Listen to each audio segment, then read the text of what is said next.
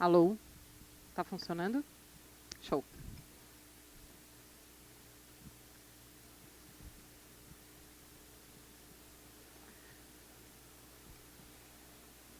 Bom dia a todos. Bom dia a todas e todos. Eu sou a Ana Drummond, sou empreendedora social, administradora de empresas, diretora do Instituto Vencer o Câncer, e eu tenho a honra de moderar este painel organizado pelo movimento Todos Juntos contra o Câncer, com o tema Cidadania em Ação, Mobilização Social e Educação Política. Antes de eu apresentar aqui os participantes, que eu vou ter a honra de apresentar cada um, eu gostaria de fazer uma breve contextualização sobre o nosso tema de hoje. A cidadania ativa é essencial para fortalecer a democracia e promover mudanças sociais significativas, inclusive no que nos une hoje, que é a atenção oncológica. A mobilização social e a educação política são instrumentos poderosos para engajar a população, incentivando a participação consciente e informada nos processos políticos. Somos todos ativistas políticos, no sentido amplo da palavra. Mobilização social envolve a união de forças, de esforços, em prol de causas que visam o bem coletivo, como saúde, como educação, como direitos humanos. Já a educação política permite que os cidadãos compreendam melhor seus direitos e deveres, desenvolvam o senso crítico e contribuam para a construção de políticas públicas mais justas. Essas ações colaboram para uma sociedade mais inclusiva, onde a voz de todos tem o poder de influência. Uma das coisas que eu tenho mais orgulho de fazer hoje também é meu voluntariado no Grupo Mulheres do Brasil, que eu não citei. E esse tem sido uma das maiores escolas de participação política. Uma das coisas que a gente vem trabalhando é a maior representação de mulheres na esfera política. Então, isso também tem me ensinado bastante, além de todo o trabalho que a gente faz institucionalmente no Vencer o Câncer. Então, eu vou começar aqui apresentando o Gabriel Marmentini. Super bem-vindo, muito bom estar aqui junto com você. Doutor em Administração pela Universidade do Estado de Santa Catarina, é empreendedor social, sendo cofundador e diretor executivo de duas organizações da sociedade civil que a gente tem a maior admiração, a Associação Brasileira de Câncer de Cabeça e Pescoço, a CBG Brasil, e a Politize, Instituto de Educação Política. Em 2022, o Gabriel foi reconhecido como Forbes Under 30 e venceu o Prêmio Empreendedor Social da Folha de São Paulo. Incrível. Vamos dar as palmas e o bem-vindo. A Melissa Medeiros, fundadora e presidente da CBG Brasil, Associação Brasileira de Cabeça de Câncer e Pescoço. Melissa é uma figura muito conhecida também dentro desse universo dos direitos dos pacientes e da oncologia. Conselheira Nacional de Saúde, conselheira consultiva do INCA, conselheira estadual da pessoa com deficiência e conselheira municipal do idoso. Sobrevivente de câncer de laringe, é laringectomizada total, traqueostomizada definitiva e duplamente deficiente, fonatória e respiratória. Muito obrigada, Melissa. E agora eu vou apresentar a Renata. Tem mais de 20 anos de experiência no terceiro setor, é diretora executiva do Desiderata, Instituto de Fortalecimento de Políticas Públicas de Saúde para Crianças e Adolescentes, tem bacharelado em Comunicação Social, pós-graduação em Sociologia Política e mestrado em História Social da Cultura. Super bem-vinda, Renata. E a Renata foi tão gentil, gente, que ela tem um currículo enorme, e ela falou assim, não precisa apresentar tudo. Ela falou, para aqui. Eu falei, tá ótimo, você vê, isso já diz muito sobre a pessoa. Muito bom. A gente vai começar, na verdade, a gente vai ter uma sequência de falas, assim que a gente planejou em conjunto. Então, a gente vai começar com o Gabriel, O Gabriel vai fazer um alinhamento conceitual, histórico, vai falar sobre a importância do tema de educação para a cidadania, educação política. Depois a gente vai ouvir a Renata, que vai aprofundar sobre a questão de atuação de advocacy no Desiderata. Eu entendo que você vai trazer alguns cases, né, e alguns exemplos do que vocês vêm fazendo para a promoção da cidadania e direito à saúde de crianças e adolescentes, que é o foco. Né? E eu tenho aqui que a Melissa também vai trazer alguns cases da atuação política da ACBG, falando sobre reabilitação pulmonar, fonatória e todo o desafio de ter esses temas de forma permanente na agenda, na pauta política, apesar de mudanças de governo, mudanças que acontecem constantemente dentro do nosso sistema político.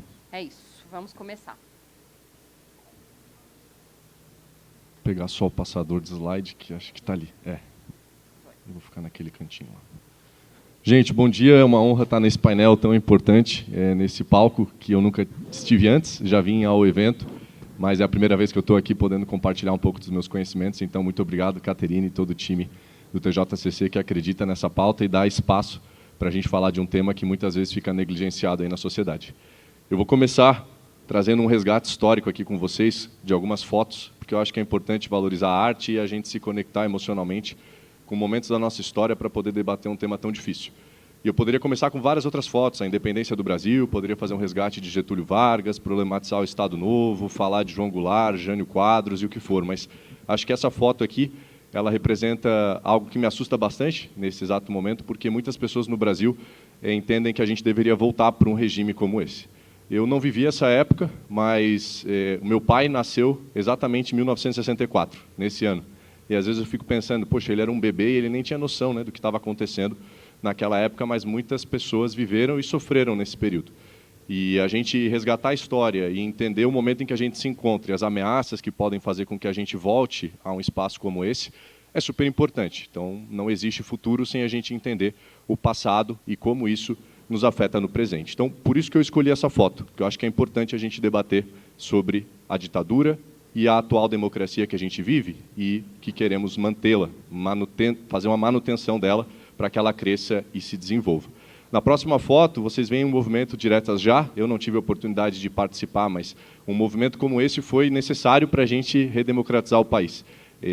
Acho que, né, nos meus melhores sonhos, se eu pudesse voltar, né, no passado e viver por um momento algumas partes históricas do nosso país, essa teria sido uma delas. Eu teria muita curiosidade de ter visto isso acontecendo para que a gente tivesse, então, esse resgate muito importante que é a democracia. Essa foto emblemática, né, com a Constituição Cidadã sendo segurada e com diversas seções, né, capítulos, artigos, incisos, parágrafos, trazendo a cidadania, trazendo a participação, dando mais ênfase para o que a gente viria a ter, então, como democracia nos tempos atuais. Depois, não sei se vocês sabem, mas o Collor, e aí quem estava nascendo era eu, e eu era o bebê que não sabia o que estava acontecendo. Mas, né, depois de anos, né, fui estudar e entender que a gente teve o primeiro presidente, né, que sofreu um impeachment na América Latina. Então, assim, todo do ponto de vista de ciência política, ciência social, estudar esses movimentos, entender por que isso aconteceu. E cabe aqui também, né, fazer um aviso de que não é meu papel analisar nada do que eu estou apresentando como bom ou ruim, mas a gente juntos pensar nesses momentos e entender que aconteceu no Brasil em 92 mais uma instabilidade, digamos assim, política relacionada à nossa sociedade. Em 2013, aí dando um salto, e aí eu já não era mais um bebê, mas sim estava como jovem nas ruas também, foi a primeira vez que eu vi um movimento tão articulado, com tanta gente querendo alguma coisa diferente, reclamando de corrupção, querendo diminuir o valor da passagem de ônibus, com múltiplas pautas, né? Muita coisa positiva e também negativa surgiu, né, de movimentos das jornadas de junho, em 2013, e eu estava lá, e eu acho que é importante trazer essa foto, porque ela foi o embrião, o ímpeto para o que viria a ser a Politize depois, que eu vou apresentar para vocês na sequência aqui o nosso caso de sucesso. Então, aconteceu há pouco, 2013. 2016, outro impeachment, né? E mais do que só o processo de impeachment em si, que em tese a gente já tinha vivido um pouquinho na época do Collor, no mesmo ano a gente pode falar um pouco sobre o entretenimento da política. A política cada vez mais como um reality show, uma coisa para nos fazer sentir raiva, felicidade, emoções, e cada vez menos num campo de debate de ideias. Novamente, se o impeachment foi certo ou não é o ponto da minha fala. O ponto da minha fala é a gente relembrar que isso ocorreu, e fotos como essas, poderiam ser várias outras, não apenas essa, começam a mostrar que a gente usa a política, vê a política cada vez mais como um grande teatro. Em 2016 ainda, essa foto emblemática mostra uma grande divisão. A polarização não foi inventada em 2016, é um fenômeno que já nos acompanha há um bom tempo, mas em 2016 a gente começa a ver uma polarização cada vez mais sectária, uma polarização afetiva, um nível mais violento de divisão no nosso país. E aí, gente, 2023, super recente, ano passado, um caso bem triste como esse, e vandalismos, e ataques e violências também não aconteceram só nessa foto, já aconteceram em vários outros momentos. Então, tudo isso nos acompanha enquanto nação. E eu estou trazendo toda essa contextualização porque falar do tema que a gente vai falar hoje é extremamente difícil sem a gente, de novo, entender de onde a gente veio. E lembrem do que eu falei no início, eu poderia ter trazido muitas outras fotos. Eu escolhi essas hoje, mas, infelizmente, para o que tange aqui a minha fala, a gente tem, sim, muitas outras fotos que poderiam sustentar a mesma fala. E a última foto que eu trouxe é essa que viralizou bastante, por aí nos últimos tempos, e que eu acho que ela resume várias coisas numa foto só. Mídias sociais, uso da internet, inteligência artificial, desinformação, todas essas coisas que a gente está vivendo hoje numa nova era de consumo de conteúdo e que a gente não estava tão acostumado nas fotos anteriores. Mesmo em 2013, que era a foto mais recente aí que eu trouxe, além da de 2023 ali do vandalismo no Congresso, a gente ainda não tinha tanta essa disseminação. Algumas plataformas de mídias sociais que existem hoje ainda não existiam. Então, assim, tá crescendo muito, E isso afeta a gente do ponto de vista político, econômico e social. Bom, essas são algumas fotos para a gente iniciar o debate. E aí agora eu queria trazer para vocês alguns dados, porque eu gosto bastante de ciência e eu acho que nos últimos tempos ela também vem sido colocada em xeque. Aqui a gente tem o exemplo do Latino Barômetro, que, olhando para a América Latina especificamente, traz alguns dados bem interessantes. Abaixo, ali na referência de 2021, eles têm alguns relatórios. Um é de 2021, outro é de 2023. Esse de 2021 está falando basicamente sobre o quê, gente? Que está com um negrito ali, confiança. Então, o nível de confiança entre as pessoas, nas instituições, é muito baixo. Isso faz com que a gente sofra bastante. E os outros dados que eu trouxe na pesquisa de 2023, acima, estão relacionados com a gente gostar um pouco da democracia, mas nem tanto assim na região latino-americana, porque está 48% de apoio. Ou, por exemplo, a gente ter 30% dos brasileiros que tanto faz se é uma democracia ou não. E aí dados relacionados aos presidentes, presidentes em número muito elevado na nossa região latino-americana, com processos de corrupção, não terminando seus mandatos. Então, o que isso representa? Instabilidade. Tem uma outra referência do Democracy Index do The Economist, a revista britânica, o centro de inteligência deles, estudam democracias todos os anos. Aí 2 dados para vocês verem que nos últimos 8 anos a gente tem sofrido enquanto região também. A América Latina tem diminuído os países que fazem parte dessa região no ranking que analisa cultura política, participação política, liberdades civis, processo eleitoral, funcionamento do governo. No Brasil, os 3 piores indicadores são os que vocês estão vendo ali. Então, cultura política, participação, funcionamento do governo, a gente sofre bastante. Convido vocês a buscarem essas metodologias, essas referências todas para vocês conhecerem mais. Uma outra referência é o VDEM, Varieties of Democracy, e eles mostram ali que, comparado com 2003, até 2023, fazendo essa comparação temporal, a quantidade de países que estão autocratizando ao invés de estarem democratizando é muito maior. E ali vocês podem ver a porcentagem de pessoas que vivem em locais autoritários e democráticos hoje no mundo. Então, não estou falando só de um problema brasileiro, estou falando de um problema global. E aí, algumas manchetes de jornal, aqui eu trouxe 2, do Poder 360, que é uma fonte que eu consumo com uma certa frequência, mas eu leio basicamente todas as fontes que eu conheço, e em qualquer uma delas a gente poderia encontrar manchetes similares. Então, a gente pode ver por diferentes metodologias, com seus eventuais contrapontos, um pouco mais para cima, um pouco mais para baixo, mas alguma coisa tem de problema aí nessa arena pública e a gente tem que debater esse tipo de coisa. Um outro dado que eu trouxe para vocês, de Repórteres Sem Fronteiras: 30 jornalistas assassinados na última década, um grande assédio e violência aumentando na internet, sobretudo com mulheres, concentração dos grupos de mídia em fortes grupos econômicos privados, e o que a gente tem chamado do fenômeno do deserto da informação, né? Mídia local enfraquecida. Muitos locais no país que dependem de uma rádio comunitária, de um jornal local, não tendo isso e não conseguindo, então, acessar a informação. Um outro dado relevante, o World Justice Project analisa o que eles chamam de the rule of law, que seria o Estado de Direito, Estado democrático de direito. Existem alguns critérios lá dentro, estão aí nos slides para vocês entenderem. Vejam que o Brasil não anda muito bem ranqueado nessa imagem, e há uma recessão global, então também não é um problema só brasileiro, né? A gente, globalmente, está mais enfraquecendo do que fortalecendo o Estado democrático de direito nos seus múltiplos conceitos. A OCDE trouxe uma pesquisa extremamente recente, que o nome é Truth on Quest. Se alguém quiser olhar no Google, vai encontrar o relatório que mostra que o Brasil é o país que tem mais dificuldade de identificar uma notícia falsa, né? E aí isso se conecta lá com aquela foto que eu mostrei antes do Papa. Outras manchetes aqui para também trazer dados para vocês podcast explica por que a escola pública é uma máquina de fazer democracia, o que a escola pública tem a ver com a democracia. No caso, 2 manchetes da Folha, e aí eu conectei com uma fonte recente, que é o ICCS. Pela primeira vez na história, o ICCS foi aplicado no Brasil. É uma pesquisa internacional de educação cívica, e aí, bom, vocês vão ver uma polissemia aí, muitos conceitos na literatura. Educação cívica, educação política, educação democrática, educação cidadã, educação para direitos humanos, educação para o século XXI. Não estou dizendo que é tudo a mesma coisa, mas são coisas parecidas. No fim, a gente está meio que numa grande luta juntos, mas cada um com as suas características.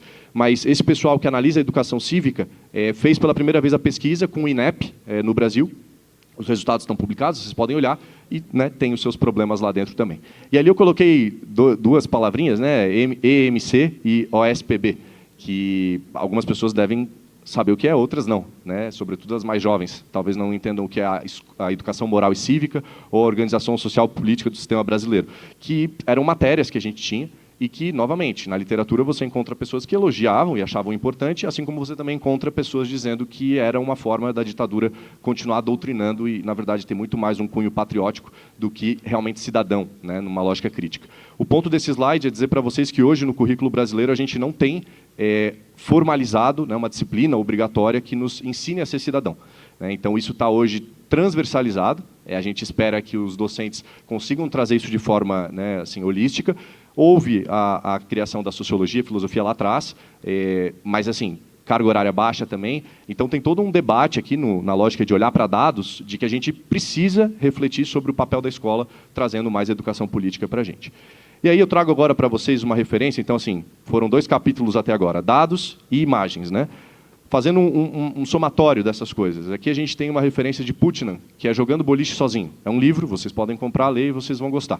Esse livro vai dizer basicamente o seguinte: a gente tem muita desconfiança na população do país. Isso gera a baixa vida em sociedade, o capital social baixo, né? Então, toda essa questão de problema democrático que se conecta com a educação política é uma ponta do iceberg, né? Então, a gente tem que entender o que está por baixo.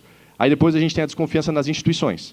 Vocês já viram pesquisas por aí? Não confio no judiciário, não confio no Congresso, não confio nos meus representantes, confio nos bombeiros ou confio na polícia. Esses tipos de pesquisas são bem frequentes. Existe um instituto que eu até poderia ter trazido um slide, que é o Edelman. Eles têm o Trust Barometer e eles analisam confiança no mundo inteiro. Então, como a gente desconfia muito das instituições, a gente tem que aumentar a burocracia.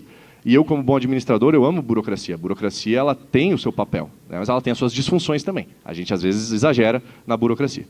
A insatisfação com a democracia faz com que a gente tenha um atraso na resolução dos problemas. E aí começa a gerar uma percepção de que a democracia não entrega.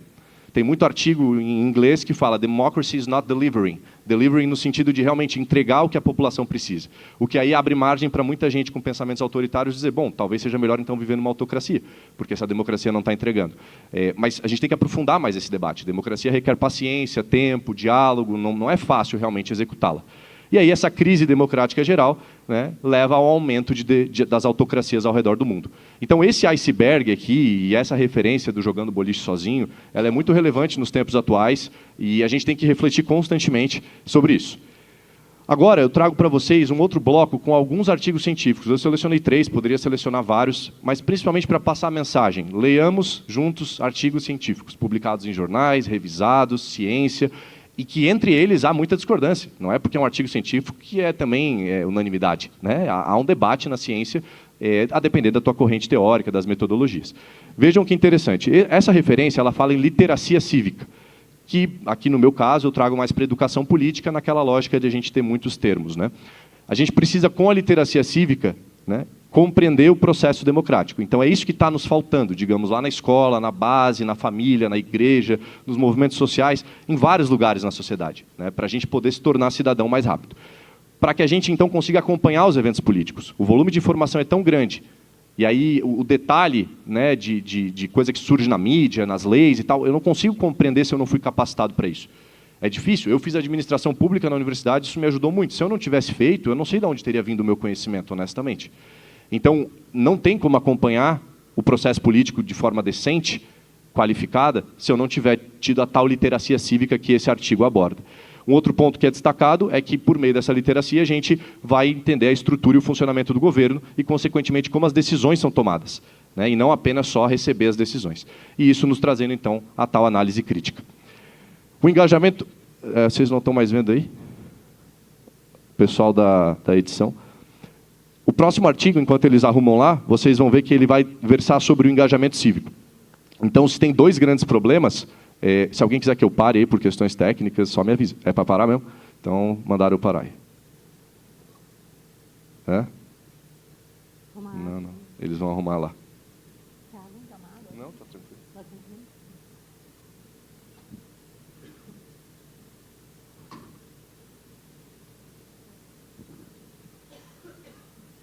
Vou roubar um minutinho teu, então. Tá acabando.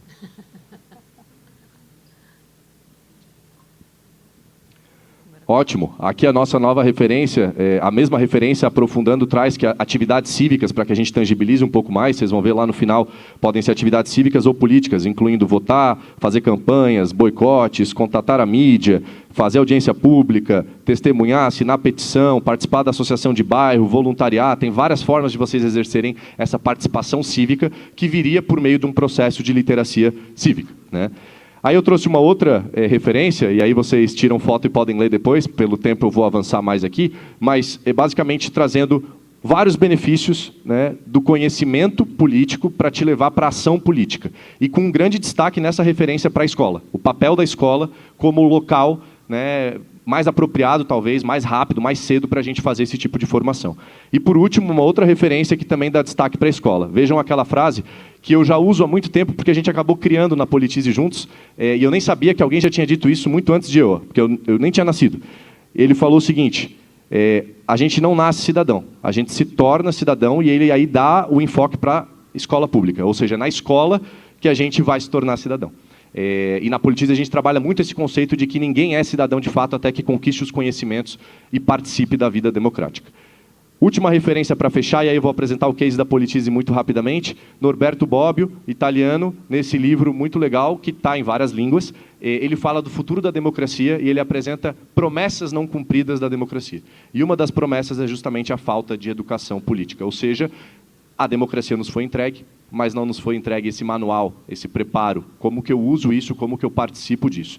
Então não é só o Gabriel falando, gente, não é só o TJCC que acha esse tema legal, existe todo um arcabouço teórico que vocês podem discordar, mas ele existe e que traz a importância da gente falar de educação política.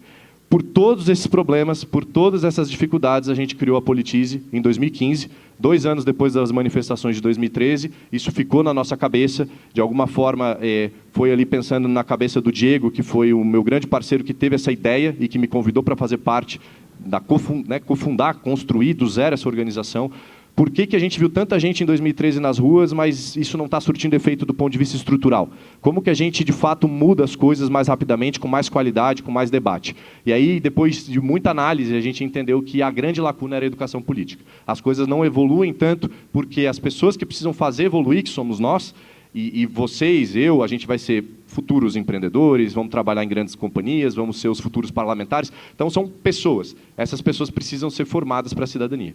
Então, o que move a Politize é fortalecer a cultura e a participação. A gente faz isso todos os dias. Por que isso importa? Já mostrei em muitos slides anteriores para vocês por que isso importa. Então, aqui estão grandes palavras-chave que meio que resgatam tudo que eu falei anteriormente. O despreparo para a democracia, na nossa visão, é o que tem de mais democrático no Brasil. Não importa se você é mulher, homem, preto, branco, indígena, se você tem muito dinheiro, pouco dinheiro, qual curso você fez, a chance de você ser cidadão é muito baixa. Não adianta ter boas leis e instituições, porque só elas não são suficientes para a gente poder exercer cidadania, então a gente precisa de um cidadão preparado na ponta, agindo. Aí eu trago no TED Talk que eu tive a oportunidade de fazer a ideia de que não existem cidadãos na maternidade. Na maternidade a gente é só bebê. A gente precisa se transformar em cidadão ao longo da vida. Então convido vocês a assistirem e entenderem um pouco mais. E aí, somando todos esses ideais, a gente cria essa belíssima organização, que é a maior do Brasil, com toda certeza, e infelizmente a gente precisa de mais concorrência boa, porque não tem tanta gente trabalhando com essa temática. A gente produz conteúdo em larga escala na internet, a gente forma lideranças nas comunidades para que elas possam resolver problemas públicos, criar política pública, se candidatar, fazer o que elas acham melhor para a jornada cidadã delas, por meio do programa Embaixadores Politize, que é um dos programas de referência hoje, que está formando cidadãos melhores. A gente está na educação básica, com acordos de cooperação com secretarias estaduais de educação, levando, por meio da Base Nacional Comum Curricular, do novo ensino médio, das escolas integrais, a gente leva material pedagógico para que os docentes possam executar itinerários formativos, componentes curriculares eletivos, por meio de um grande currículo aí que a gente preparou e que, com muito carinho, está chegando em vários estados. Aqui é mais para vocês se sensibilizarem, verem que o volume é grande de coisa, né? Meu intuito não é falar de cada um dos itens, está tudo no nosso site. E, por fim, a gente faz campanhas de conscientização em ano eleitoral. Está rolando uma agora, com muita força aí para a gente fazer as pessoas aí exercerem um voto consciente. Essas campanhas aí atingem níveis muito altos aí de alcance. Bom, tudo aí com um convite para vocês conhecerem online essa campanha que está rolando agora, que se chama Umbora, está conectada ao folclore brasileiro. E aí a minha mensagem é impossível até que alguém faça, né? Lá atrás muita gente falou que não ia dar certo, que é impossível ensinar política sem ser posicionado. A gente é uma organização suprapartidária, o que eu penso enquanto cidadão, o que eu voto não importa, o que importa é educar a população e a população fazer o que quer, né? Então é possível sim, gente. Toda vez que vocês ouvirem alguém dizendo que vocês não vão conseguir, o que é impossível, eu sugiro simplesmente ignorar. Aqui tem a nossa escala, milhões de pessoas já acessaram o nosso site, a gente está em 4 países hoje trabalhando, 17 mil professores formados, 222 mil estudantes alcançados, 7 acordos de cooperação assinados por mim, por secretário de Educação. Então, assim, não estaria nesse nível se fosse mentira, não fosse do coração, não fosse importante, né? Então, a gente chega lá com grandes histórias de impacto. Aqui vocês têm várias histórias de impacto. Está tudo no nosso site, pessoas que foram transformadas pela Politize, mídia que está cobrindo a nossa história, financiadores que acreditam que é importante botar dinheiro na democracia, parceiros que constroem conteúdo, soluções, metodologia conosco, de todos os nichos, parcerias com o governo, como eu mostrei para vocês antes, redes internacionais, nacionais que a gente faz parte, reconhecimentos que a gente já ganhou, mais de 10 prêmios nacionais e internacionais, e por aí vai. E aí esse último slide mostra alguns reconhecimentos de gestão, né, porque se fala muito que as ONGs roubam, as ONGs são corruptas, as ONGs desviam. E, gente, tem problema em tudo que é lugar, né? Na ONG, na empresa, no governo.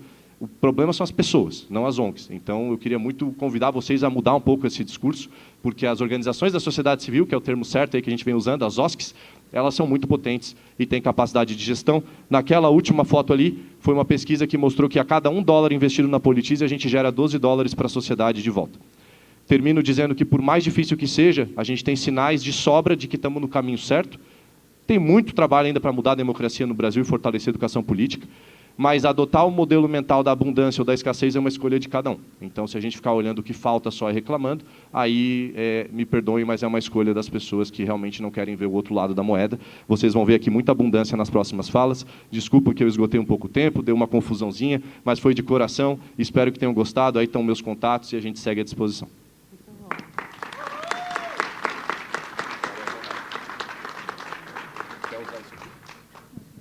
Só queria comentar, não tem como não comentar, assim, o quanto a Politize foi importante nesse movimento que a gente fez no âmbito do Grupo Mulheres do Brasil, por mais representação de mulheres na política.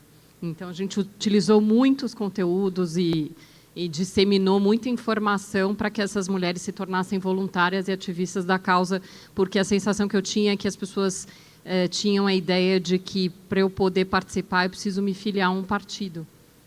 Você não precisa estar num partido para fazer uma participação política, né? Então, normalmente, há essa associação e, enfim, o trabalho que vocês fazem é fantástico. Vamos ouvir você, Renata.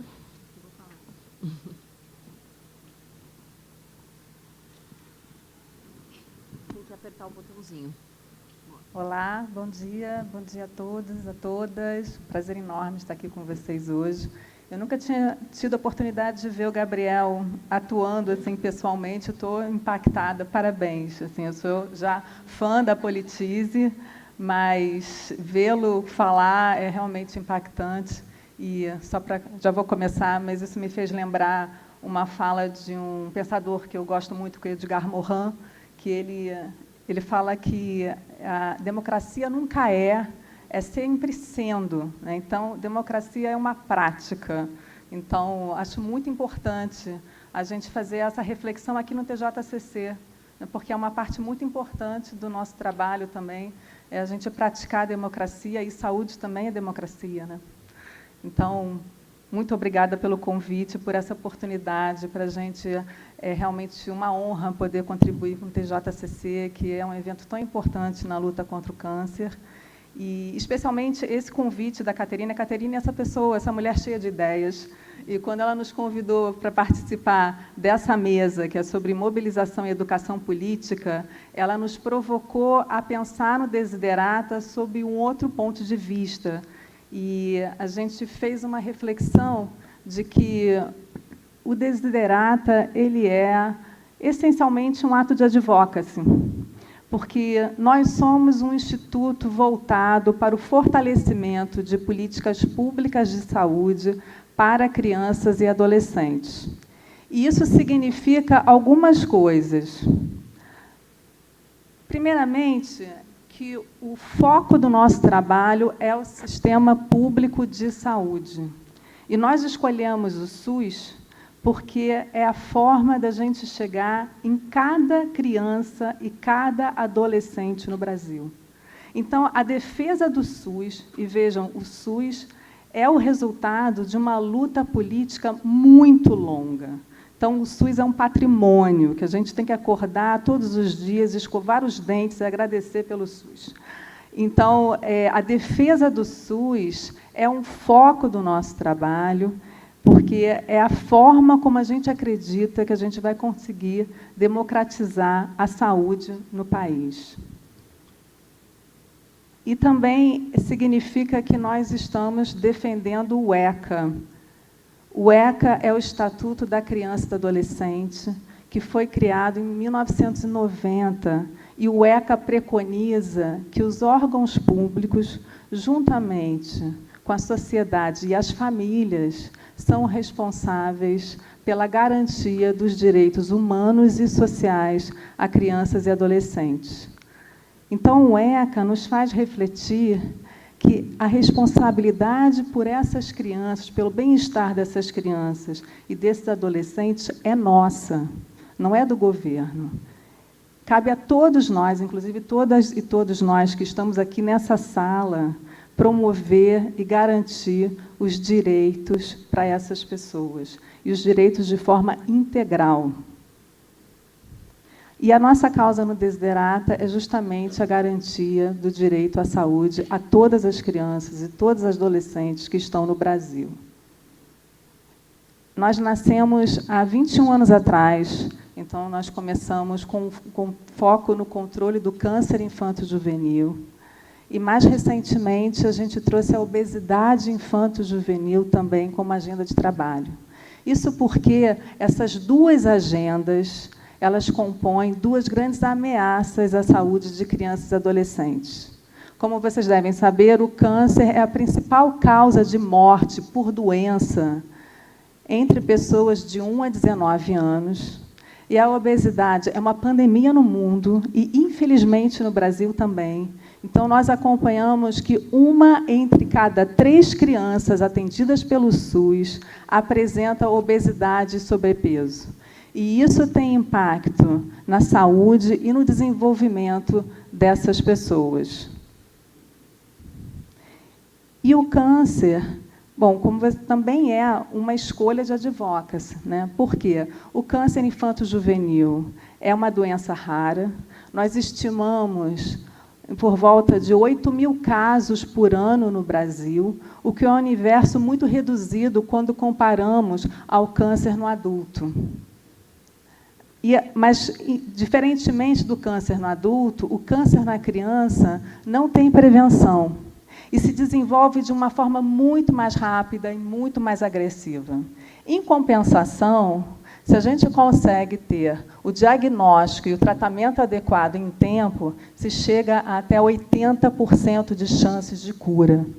Mas, pasmem, no Brasil, nós temos uma taxa de mortalidade estagnada há 20 anos. Vejam, são poucos casos. Nós temos recursos para tratamento, nós temos o SUS. Isso já poderia ser um assunto superado, mas, ao contrário, a gente não consegue reverter esse quadro e a gente não consegue nem evoluir nessa taxa. E por que isso acontece? Porque essa agenda não consegue alcançar a relevância que deveria ter. Então, o trabalho do Desiderata é fazer a advocacy permanente pelo câncer infanto-juvenil. E como nós fazemos esse advocacy? Nós fazemos advocacy no executivo. Então, nós fazemos incidência com os gestores e com os tomadores de decisão pela sensibilização por essa agenda, né, que normalmente não é prioridade dentro de todas as problemáticas da saúde pública, justamente por ser uma doença rara. E também, juntamente com o nível técnico, nós desenvolvemos estratégias para fazer essa agenda avançar. O Unidos pela Cura é um ótimo exemplo de como a gente trabalha. O Unidos pela Cura é um programa de promoção de diagnóstico precoce que nós desenvolvemos no Rio de Janeiro em 2005. Esse programa ele foi desenvolvido de uma forma coletiva. Então, basicamente, a gente convidou para a mesma mesa os gestores de saúde, os profissionais de saúde, especialistas, outras organizações da sociedade civil também envolvidas no tema, e, juntos, nós conseguimos desenvolver uma estratégia de promoção do diagnóstico precoce. Com o tempo e com os resultados positivos, Unidos pela Cura se transformou numa política pública e hoje integraliza o Plano de Saúde Estadual do Rio de Janeiro. Antes do Unidos pela Cura, o tempo entre a suspeição e o diagnóstico final no câncer infanto-juvenil no Rio de Janeiro era de 60 dias. E, depois da implementação do Unidos pela Cura, esse tempo se reduziu para 3 dias úteis. Muito trabalho. Foi muito trabalho. Mas como que isso aconteceu, de fato? Basicamente, porque a gente apostou na atenção primária. E isso não é óbvio, gente, porque, geralmente, quando a gente pensa em câncer, a gente associa tratamento e a alta e média complexidade. Mas a nossa aposta foi, em sendo a atenção primária a porta de entrada das crianças e das suas famílias no SUS, se a gente tivesse essa linha de frente sensibilizada e preparada para o diagnóstico, a gente ia ganhar muito tempo. E foi isso que a gente fez. E a gente conseguiu esse resultado muito bom no Rio de Janeiro, que demanda muito trabalho. Então, essa parceria com o nível técnico foi muito importante, porque o Unidos pela Cura já tem quase 18 anos, e a gente conseguiu passar por muitas gestões e continuar de pé. E agora nós estamos levando essa experiência para Pernambuco. Outra atuação importante nossa é a produção de dados. E a disseminação de informação de qualidade também é um advocacy muito bom, muito importante para trazer consistência e também visibilidade para essa agenda. Então, por exemplo, nós desenvolvemos o Panorama Oncológico Pediátrico Nacional, que nos revelou distorções importantes em termos de acesso a diagnóstico e tratamento. Nós somos muitos Brasis, e isso nos revelou que a região Norte e Nordeste têm um acesso a diagnóstico e tratamento mais difícil, e, por isso, a taxa de sobrevida dessas crianças e adolescentes é mais baixa do que a média nacional. Pelo Panorama, nós também sabemos que uma criança indígena ela tem 4 vezes mais risco de morte que uma criança branca. Nós acreditamos muito na informação para a ação. Então, essas informações são importantes para guiar a formulação de políticas e desenho de ações que possam reduzir essas desigualdades. Porque não é justo que o CEP ou a etnia de uma criança defina as suas chances de cura. A informação de qualidade também é base para a formação de profissionais. Nós fazemos a formação de profissionais de saúde de forma permanente, porque é importante prepará-los para o diagnóstico. O câncer, por ser uma doença rara, muitas vezes não é sequer considerado. Um outro desafio é que os sintomas do câncer infanto-juvenil são muito próximos das de outras doenças infantis.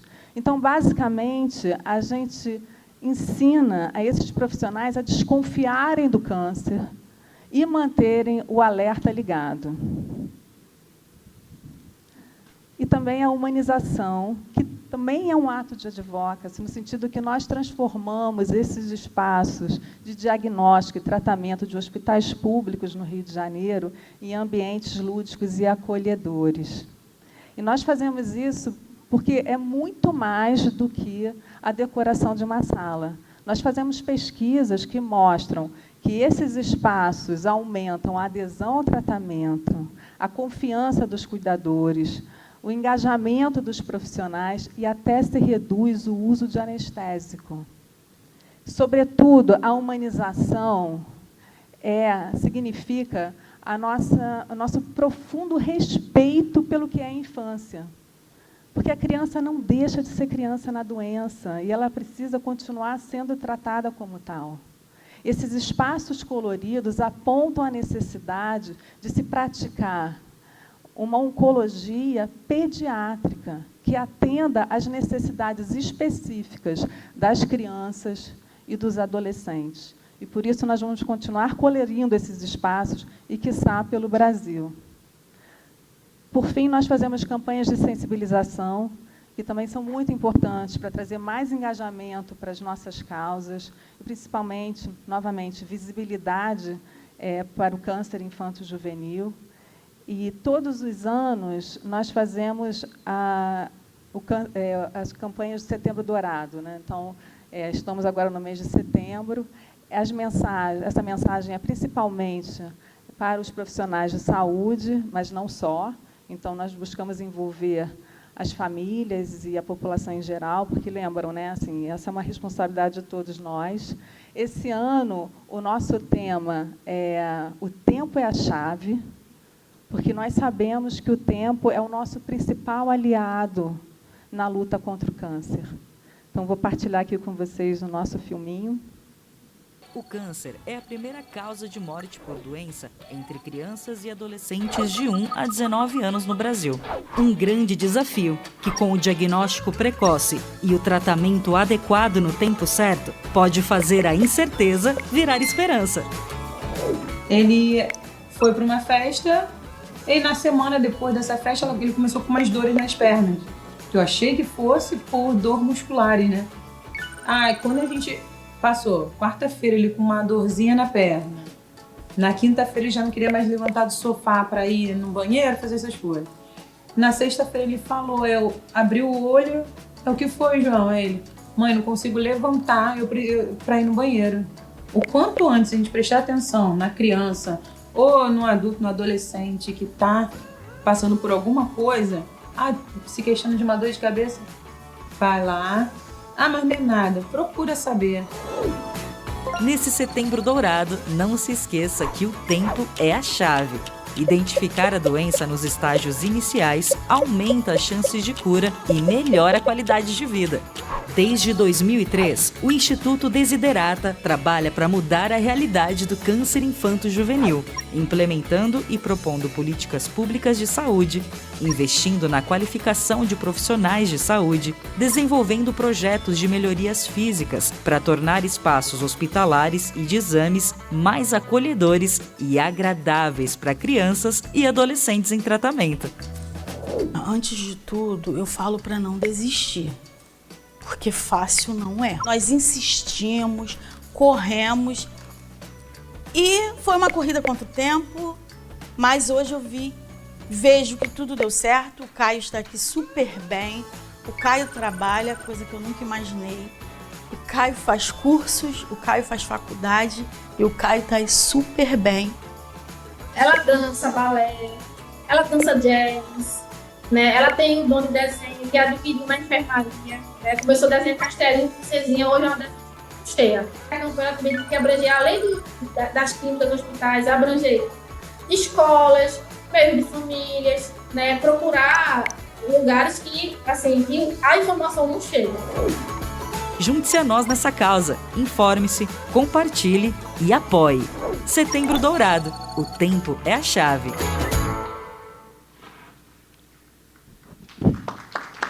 Parabéns. É super importante.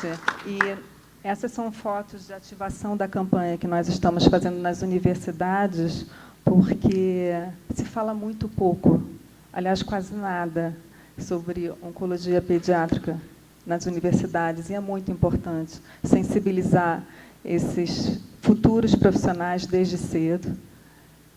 Então, estamos também com essa missão de começar desde cedo a trazer essa mensagem. Meu tempo já acabou, mas antes de terminar, eu só queria repetir um mantra com vocês, que é: o tempo é a chave, tem cura e cada vida importa. Obrigada.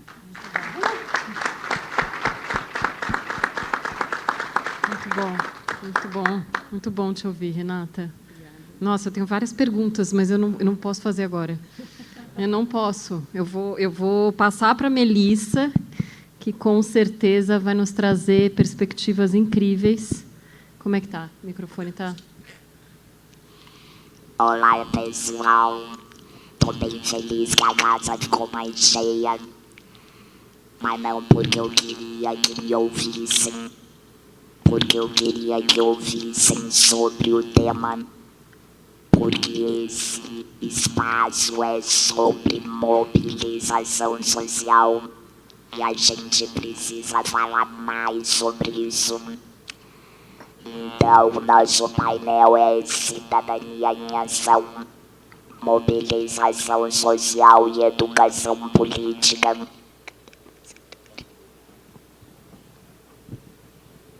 Eu vou passar para ela os slides. Isso. Se outros de casa esse assessor. Então, nosso painel é Cidadania em Ação, Mobilização Social e Educação Política. Então, vamos começar só um pouquinho do começo. Eu, cidadã, Melissa, mulher, mãe solo, câncer de laringe, deficiente física, quase uma idosa. Vocês observam quantos espaços eu participo na sociedade? Ou deveria participar, porque são objetivamente assuntos do meu interesse. Ninguém vai se preocupar que eu sou mãe solo, senão eu mesma. Ninguém vai se importar que eu seja uma deficiente física, senão eu mesma. Então a nossa conversa parte disso. Eu, cidadã, como eu sou, onde eu moro, com o que eu faço e as condições que eu tenho. Não precisa doutorado nem MBA, apesar de que isso muito me orgulha. Mas o cidadão é aquele do berço e que começa a aprender dentro de casa, na sua sociedade, que ele tem que ter voz, mas ele tem que ter ação. Então, hoje eu tô aqui para falar sobre a minha vivência, que sim, falando em câncer de cabeça e pescoço, é sobrevivência. Nosso câncer mata 50% dos pacientes antes mesmo de serem tratados. Estamos falando sobre resiliência. Eu sou um ser humano como qualquer um. Ou seja, tive depressão. Fiquei muito chateada com meu diagnóstico errado, tardio, no plano de saúde. Eu tinha um filho que recém tinha se formado na faculdade. Então assim, engole o choro e vamos adiante. Mas não no sentido de não acolher a dor. É no sentido de ser protagonista do meu tratamento. Se eu quero continuar vivo, eu tenho que entender sobre ele mais do que qualquer um. Só que nunca ninguém tinha me dito isso. Então, pra quem já me conhece sabe claramente que eu rapidamente fiquei famosa no meu hospital. Essa guria pergunta tudo, ela quer saber tudo. Delícia, vamos rever o tratamento agora, não amanhã. Não, senhor, eu quero saber os caminhos. Se eu for pro lado esquerdo, direito, reto, e se eu não quiser ir, qual é meu direito saber? Só que aí eu comecei a entender que isso é uma barreira de você ter de fato a informação clara sobre o teu tratamento. E aí quando você tá buscando, ai, como que eu vou sobreviver sem voz, com um buraco no pescoço, perdi a minha empresa, minha autonomia profissional, eu encontrei um grupo de apoio onde eu entendi que o pertencimento salva, seja ele no grupo que for. Tu é artista, tu dança flamenco, tu faz jiu-jitsu. Se isso é um grupo e daquele grupo pode sair uma mobilização social, independente de quem seja a causa, faça por favor. Então isso tudo ela quer dizer que a Melissa hoje é uma das fundadoras da CBG Brasil, porque como foi dito aqui nas palestras que me antecederam, o ser cidadão, o ser democrático, o ser solidário, pra mim, na minha família, passa por uma coisa muito simples. Cara, doeu muito em mim, doeu muito. Como será que os outros passam por isso? E aí eu conheci um grupo de pacientes e descobri que eles se achavam monstrinhos. Era o termo que eles se auto-descreviam.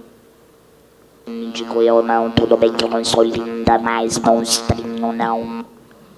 E aí eu comecei a perceber que nenhum espaço na saúde pública olhava para nós, pacientes oncológicos de câncer de cabeça e pescoço que sofrem mutilações graves. E claro, a gente fica bem monstrinho logo após a cirurgia, mas isso passa desde que exista uma linha de cuidado e no tempo certo.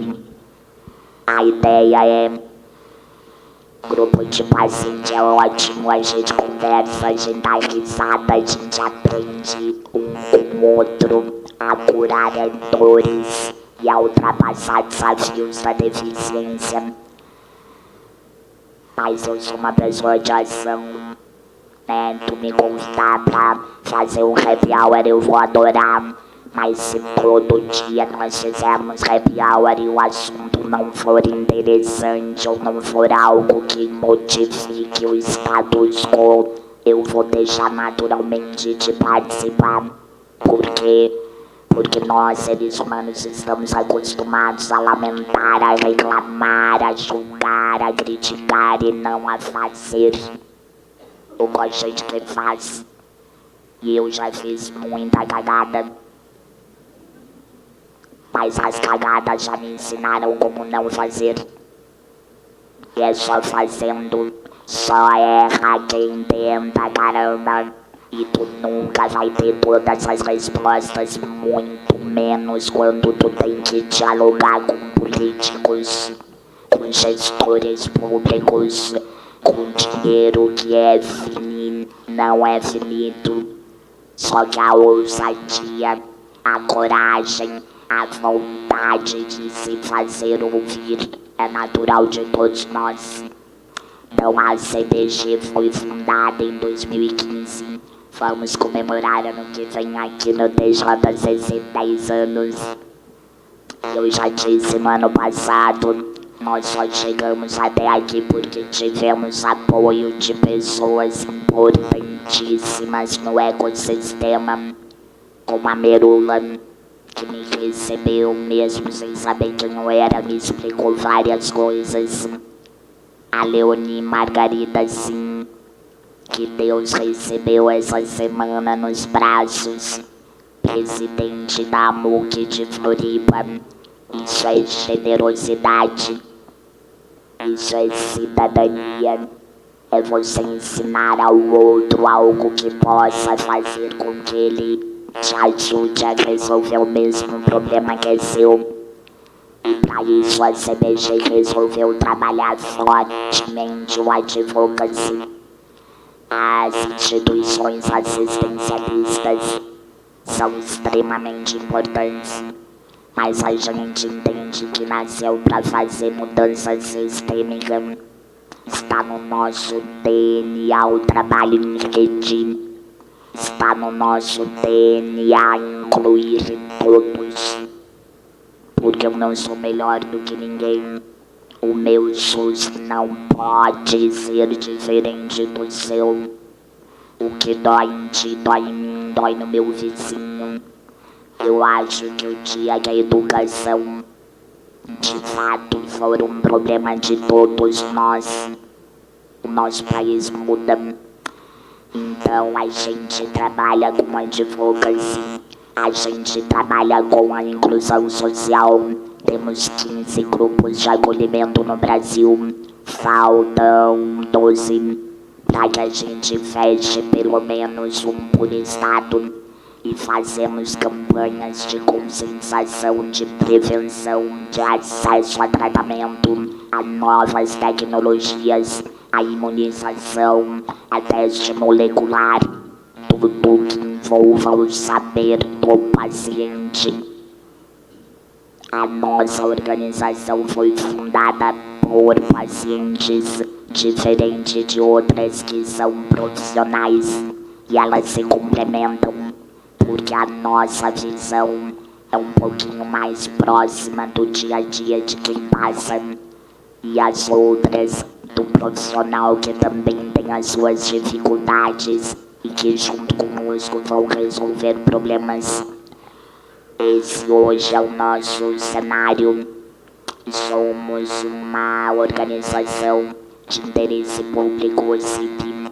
Estamos presentes em todos os estados do Brasil, com pelo menos uma ou duas, em alguns 4, voluntários formalizados. O que quer dizer, tem termo de voluntário, tem atividade específica, tem contrapartidas. Temos 800 pacientes ativos circulando nos nossos grupos.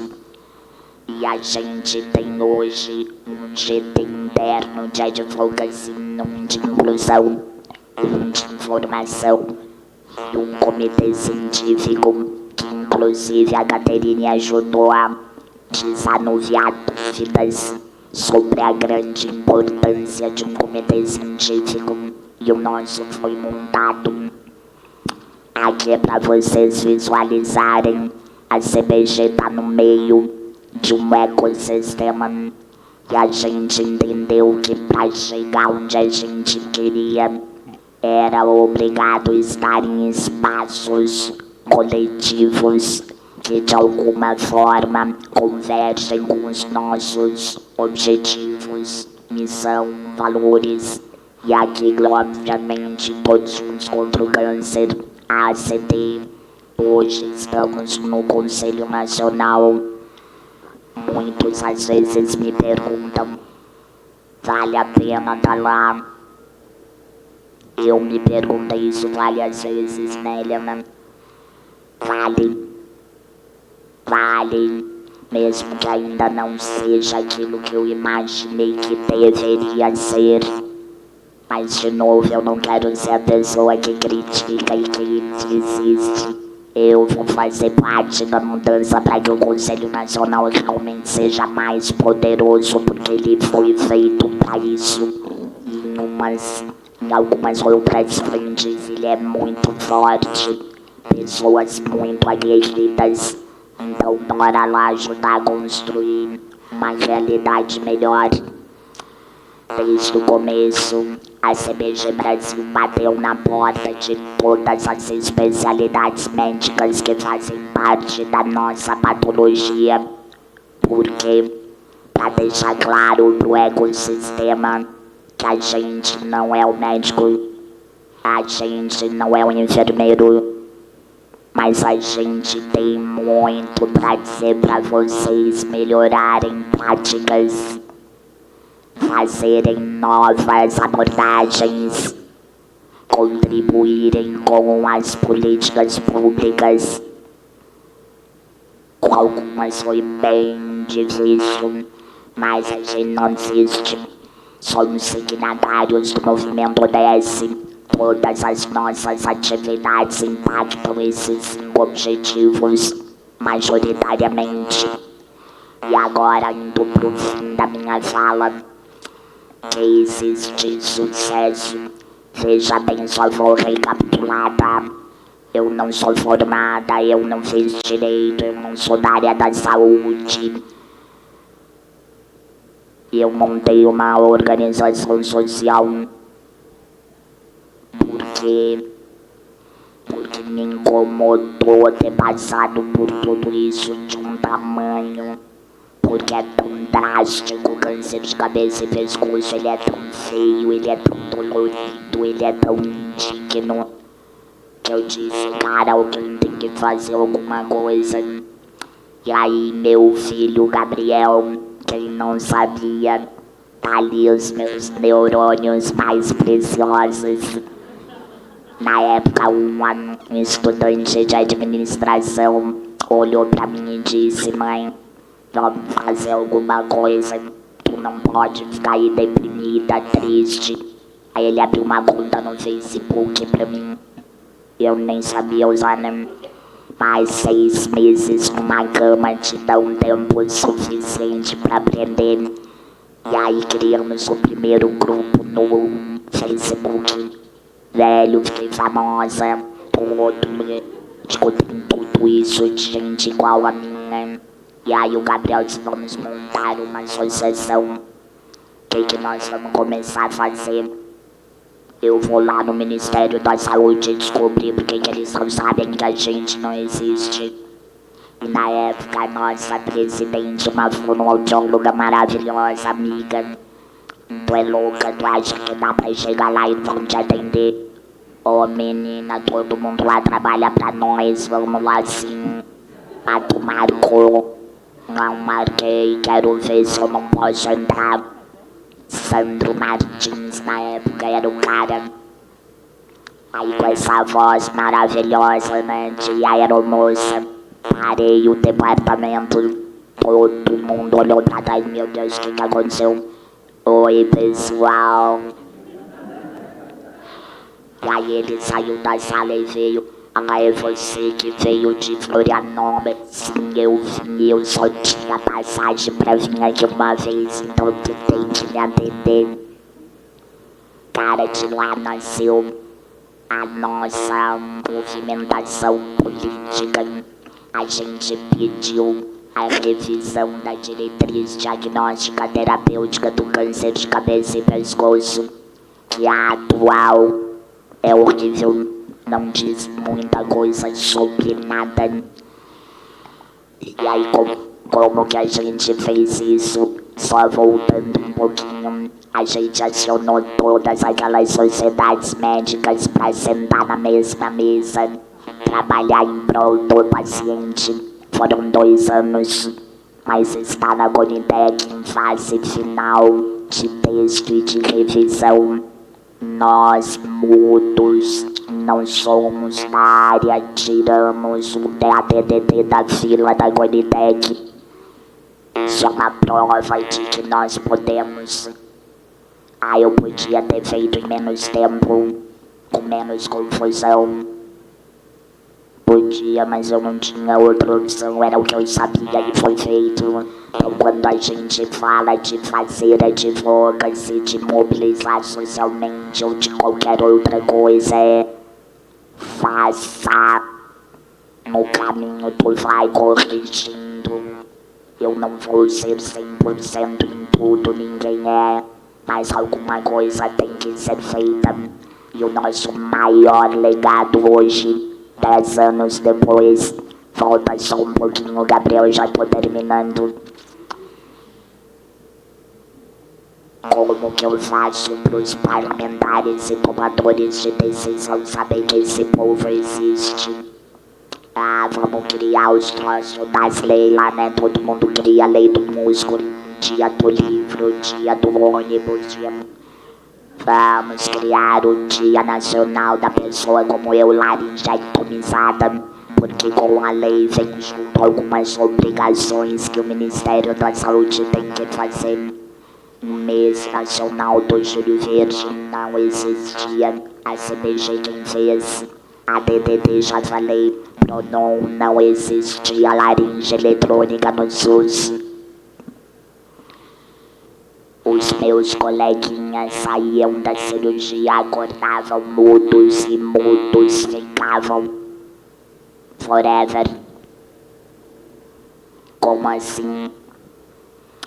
Aí a gente fez um Pronon com a ajuda da AMUC, porque nós não éramos OCP ainda. Eu não tenho certeza, mas eu acho que eu nasci prematura. Eu queria fazer agora, porque eu descobri agora que ninguém tinha o equipamento que eu tinha. Como assim? Conseguimos doar 400 laringes enquanto eu continuava enchendo o saco do Sandro pra ele colocar na tabela do SUS. Colocamos na tabela do SUS. Aí a gente conseguiu outra faceta interessantíssima, mudar o valor de um procedimento da tabela de SUS. Quem aqui consegue fazer isso fácil? Não é fácil.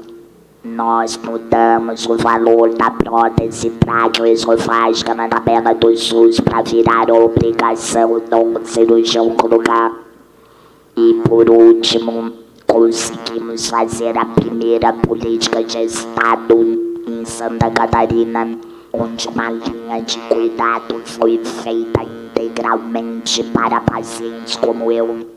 E é ela hoje que está concorrendo ao prêmio Merula Stigl, porque foi por causa dessa política de Estado que eu consegui que a ministra Anícia se comprometesse lá na reunião do COSINCA a entregar de uma vez por todas o Protocolo Nacional de Atenção.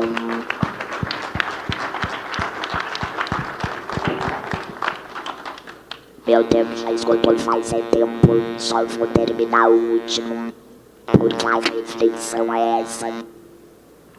Começamos em 2015. Eu fui incomodar o Ministério da Saúde em 2017, porque é quando começou a ter dinheiro pra viajar com a gente. Aí tô lá discutindo com ele, daqui a pouco vou pro hotel dormir, tava sem sono, eu digo, vou rever o meu slide de amanhã. Tu acredita que eu descobri que existia uma portaria desde 2009 que fala da política de atenção da pessoa ostomizada? Oi. Passei o dia no Ministério da Saúde porque ninguém me falou isso. Como que os pacientes saem do hospital sem filtro adesivo, a cânula já tá na lei, não compreende. Eu juro, fiquei puta. cara, sou uma palhaça, que isso? Aí vem aquele sentimento do tipo, você não sabe fazer advocacy, né? Não olhou todas as leis, não olhou todas as coisas. Mas eu digo, eu coloquei todas as sociedades médicas na mesa, ninguém sabia disso. Não sabiam e não vão saber de tudo se a gente não for reclamar o que nos falta. Então o que eu mais aprendi nesses 10 anos é: não existe óbvio, não existe, ai, ele vai pensar por mim. Não, ninguém pensa por ti, ninguém sente por ti. E a mobilização social vindo de pessoas sem voz. Pra mim é um orgulho poder falar por tantos. Imagine se eu não tivesse sido laringectomizada.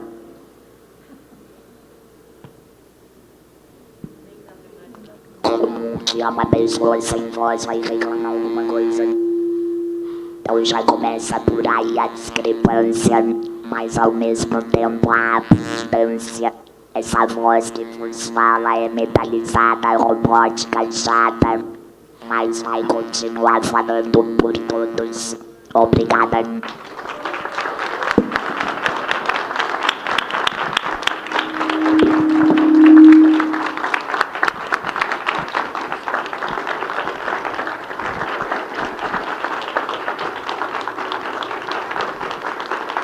Gente, o que dizer, né? O que dizer depois disso? Voltar à pergunta? Não, Caterine, não tenho a menor condição. Não, eu queria apenas dizer assim que este painel, para mim, então vou falar, sinceramente, eu acho que é muito mais do que advocacy que a gente está discutindo aqui, né? A gente está falando sobre humanidade, sobre desenvolvimento, sobre o que é capacidade humana de transformação, sem limites. Então, assim, eu saio daqui com uma injeção de ânimo total e absoluta. Eu tenho aquele hábito de todo dia de manhã pensar assim, por que mesmo eu estou fazendo o que eu estou fazendo? Você também faz isso? Mas, assim, eu já entendi que eu tinha que estar nesse painel, né, no meio do olho do furacão, que você sabe. E quero agradecer demais, demais, demais. Mas, enfim, eu não sei se eu vou seguir script agora. Não precisa. Eu posso fazer uma né? parte? Que eu não aguento, gente. Tudo bem? Primeiro, agradecer por vocês terem topado fazer esse painel. Esse painel é muito mais do que um painel. Para mim, foi o momento mais especial do TJCC até agora, né? Mas eu queria fazer uma reflexão assim, bem do coração, tá? Gente, a existência humana não pode ser só isso aqui. Só um cheiro, ou só matéria, ou só acordar todo dia e fazer mais do mesmo, a mesma coisa em todo momento. Eu tenho certeza que, escutando essas histórias de pessoas que, de fato, fazem transformação, né, que impactam a vida dos outros, que fazem história, que deixam algo de si, que mudaram a sociedade através dos seus projetos, né, sua capacidade de mobilização, de articulação, através de ONGs ou qualquer outra iniciativa, né, voltada ao bem comum, à sociedade. Eu tenho certeza que, depois de ouvir essas histórias, vocês devem estar pensando, o que eu faço todos os dias que pode transformar, né, a sociedade onde eu vivo, que pode melhorar a vida minha, do próximo, de todos. Então, eu espero que vocês saiam daqui, além de fãs do trabalho dessas pessoas, dessas associações e apoiadores, quem sabe, no futuro, dessas iniciativas, compartilhem também, se puderem. Eu espero que vocês saiam daqui pensando na própria vida de cada um de vocês. É sempre possível fazer mais e melhor. E deixar algo, deixar um legado. Não dá para passar pela vida só curtindo, né? Ou en passant. Então, eu não sei se vocês já acharam um propósito de vocês. Mas eu acho que aqui a gente conheceu pessoas que certamente já acharam. Então, se vocês não acharam, vão para casa pensando nisso. Qual é o meu propósito? E bora viver o propósito da gente, né? que eu acho que isso é transformador. Muito obrigada. Muito bom. E também a questão de não esperar estar perfeito para agir, né? Eu acho que todos os exemplos aqui são exemplos de ação, né? A gente também tem muito essa questão de, nossa, eu preciso ter todo o conhecimento, conhecer todas as leis, conhecer toda a teoria, toda a prática, mas assim, não precisa. A gente precisa agir com as informações que a gente tem, mas sempre em cooperação. Eu entendi que esse QR Code está funcionando e que já tem perguntas aqui. Eu demorei uns 5 minutos para conseguir ligar aqui e vou começar com algumas perguntas. Na realidade, eu estou lendo elogios. Não tem perguntas, mas eu estou achando super legal isso aqui. Então, primeiro eu vou ler o Bruno Silva colocando: obrigado aos palestrantes, vocês impactam a vida de muitas pessoas. Que inspiração. Que legal. Para vocês. Para vocês. A Célia escreveu presencial: você é maravilhosa e poderosa. Estou achando... Quero fazer um curso com você. Aliás, era uma pergunta que eu tinha para você, viu, Melissa? Quando começam as inscrições? Eu quero fazer mais pelo próximo. Se você não está pronta para dar essa resposta...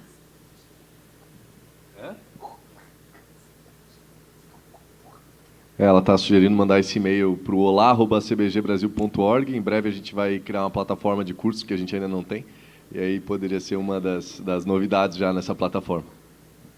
Maravilhoso. Não, deve estar pronto aqui, né? E aqui. Há muito tempo. Muito bom. Eu imagino o café da manhã de vocês quando vocês estão juntos, né? Imagino... É bem divertido. Eu imagino que seja. Não deve ser um café da manhã, assim, conversando sobre qualquer coisa, né? Vocês conseguem imaginar. Vou lá. Eu estou vendo se chega aqui alguma pergunta. Enquanto não chega, mandem pergunta, gente. A gente está aqui na expectativa. Está chegando? Ou manda mais elogio também. Ou manda mais elogio. Não, eu estou de boa. Eu estou de boa. Se não tiver, eu faço as minhas. Eu queria perguntar para o Gabriel, enquanto não chega mais um... Tem mais elogio aqui. Opa. Mas eu queria perguntar para você... porque eu vejo o Politize assim, muito ativo nas mídias, né? Todos os tipos de mídias. E eu entendo que, para você disseminar todo esse grande trabalho educativo que vocês fazem, vocês têm que ter uma estratégia de comunicação bem forte. Como é que vocês estão fazendo isso? Queria te ouvir um pouco sobre isso. Depois eu vou perguntar algo para você, Renato. Legal. A gente iniciou a Politize apenas na internet, lá em 2015. Né? A gente ainda não tinha muito dinheiro, não sabia se ia dar certo, era uma experimentação. Né? E foi bem na época, gente, que começou a crescer muito o conceito de marketing digital. Hoje já é muito popular, né? Mas na época se falava inbound marketing, o Search Engine Optimization, que era ficar na primeira página do Google. Tudo isso era muito novo, né? E aí a gente conseguiu entrar nessa onda aí lá atrás. Então, hoje, para vocês terem uma ideia, 88% do tráfego da Politize é orgânico, o que quer dizer que são pessoas que vão no Google, no Bing, em buscadores de informação, e botam o que é o movimento negro, ou por que as pessoas estão discutindo maioridade penal, ou o que significa comunismo, o que significa racismo estrutural, enfim. Diversos conteúdos, elas podem encontrar a gente no primeiro, segundo, terceiro lugar. Então, a gente está sempre competindo ali nas primeiras páginas. Então, a grande estratégia para a gente lá atrás foi o marketing digital. Conforme as tendências de consumo têm mudado, porque quando a Politize iniciou, algumas plataformas que vocês usam, conhecem, não existiam. Então, hoje é muita mídia social. Então, a gente vem também se reinventando diariamente. É um desafio, porque hoje muita gente, por exemplo, busca no próprio ChatGPT ou no TikTok as informações que antes buscavam no Google.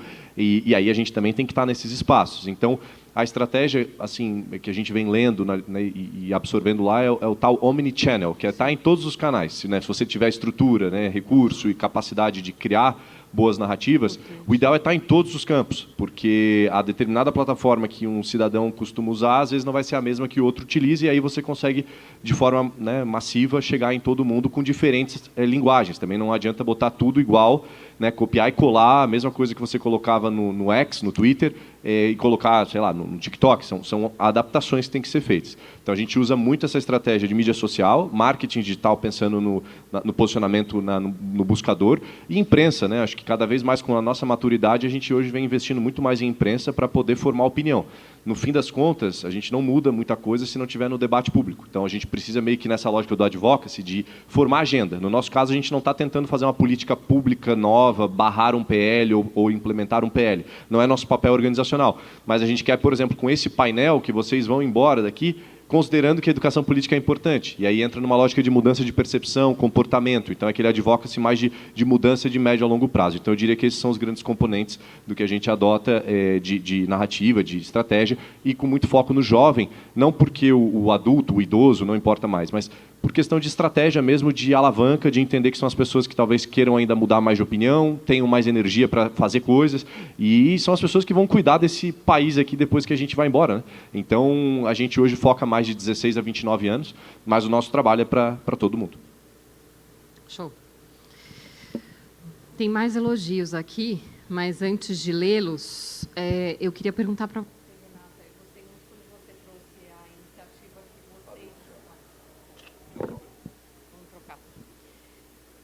vocês colocaram todos os agentes na mesa, né?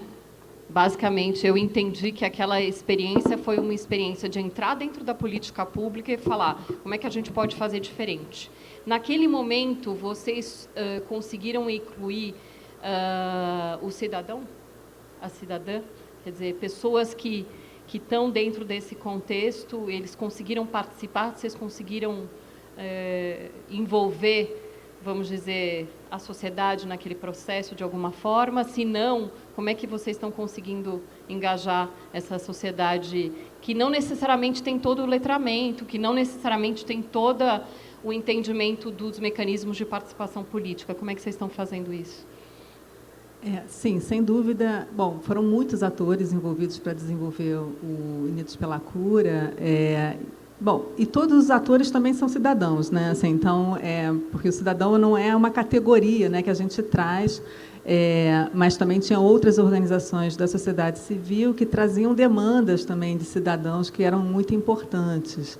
É importante também dizer que o fato de a gente ter desenvolvido um programa que virou uma política pública, isso não está dado e permanente, né? Então, nós temos um trabalho também permanente de manutenção dessa política, né? Então, nós trabalhamos no Unidos pela Cura ainda, até hoje no Rio de Janeiro, assim, nós temos uma governança que é uma governança coletiva, então existe um comitê estratégico do Unidos pela Cura, que nós nos reunimos todos os anos e avaliamos, né? Então, assim, muitas mudanças acontecem, né? Então, assim, mudou a dinâmica de regulação. A regulação antes era no nível municipal, agora está toda concentrada no SER, né, que é o nível estadual no Rio de Janeiro. A gente está acompanhando o fluxo, né? Então, eu não vou me aprofundar muito, mas o Unidos pela Cura tem 3 eixos. Tem o eixo de formação, tem o eixo do fluxo, né? Então, é muito importante, a partir do momento que você tem a suspeita, ter um fluxo de encaminhamento muito eficiente, e a gente também tem um eixo de monitoramento, né, de toda essa dinâmica.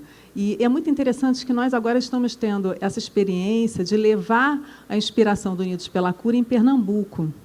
E já está sendo completamente diferente, porque quando a gente desenvolveu o Unidos pela Cura no Rio de Janeiro, o SUS ele estava ainda muito iniciante. Então, assim, ainda não tinha toda a estabilidade, toda a estrutura que hoje nós encontramos, né? Se amadureceu muito em termos de políticas públicas de saúde desde então, desde 2003.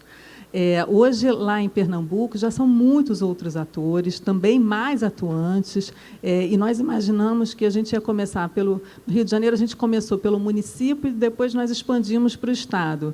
Lá em Pernambuco, a gente já está começando pelo Estado e já pelas regiões de saúde está sendo até muito mais rápido e mais ágil. E o conhecimento também aumentou. Então, nunca uma replicação, né? Mas é muito importante que os atores eles se sintam contemplados, envolvidos, responsáveis e participantes. Eu sempre falo assim que a gente precisa que as instituições, que a gente tenha esses compromissos no nível institucional, também no nível técnico, para justamente a gente conseguir passar por gestões diferentes, né? Então, assim, o que a gente quer é que seja uma política que seja realmente sustentável a longo prazo.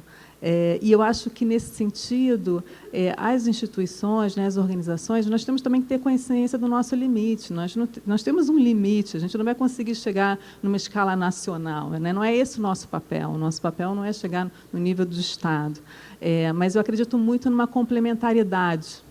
Então, eu trabalho nesse setor social também já há muitos e muitos anos, e quando eu comecei a trabalhar nesse setor, a gente falava que as ONGs elas tinham que trabalhar ali no CEP, onde o Estado não chegava.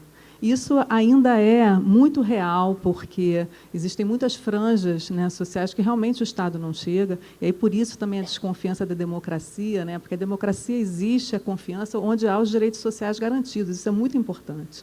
Mas, sobretudo, hoje a gente acredita que o papel também das organizações sociais é conseguir trazer soluções.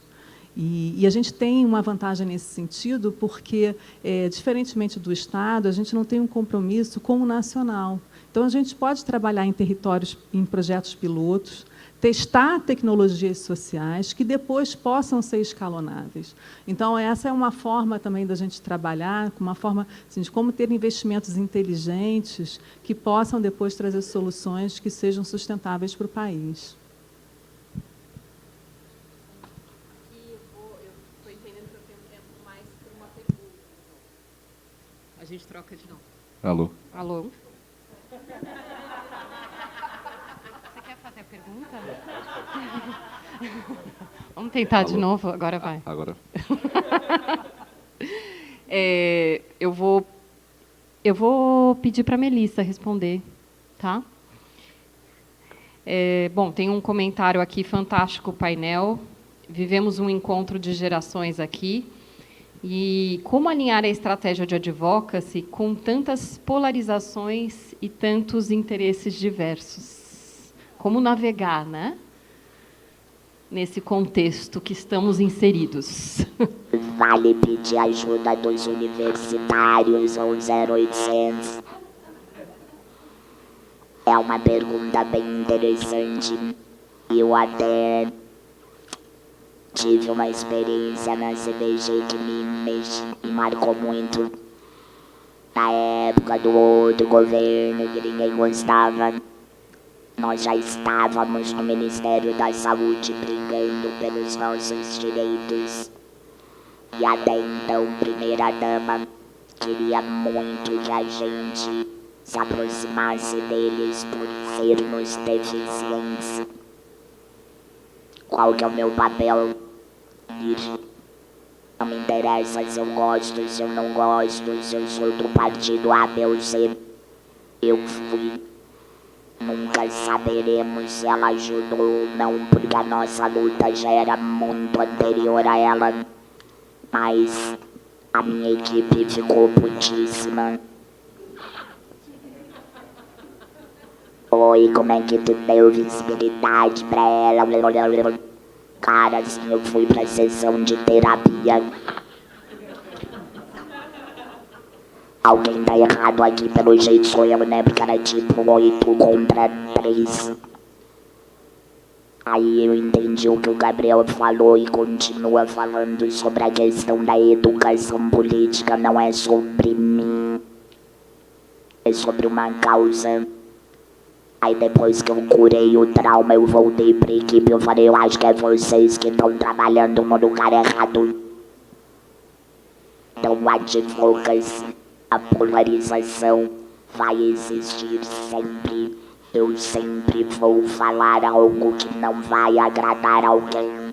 Ou é o gestor local, ou é a indústria, ou é o ex-ministro que fez uma fala, na minha opinião, extremamente infeliz na abertura desse evento. Uma outra fala que surgiu no painel dos 34 anos do SUS, de que nós, ONGs, que fazemos advocacy, não temos que ceder ao mercado como se fôssemos fantoches. Gente, o paciente chegou pra ficar, quer tu goste ou não. Sim, eu sou a mais agressiva das minhas coleguinhas.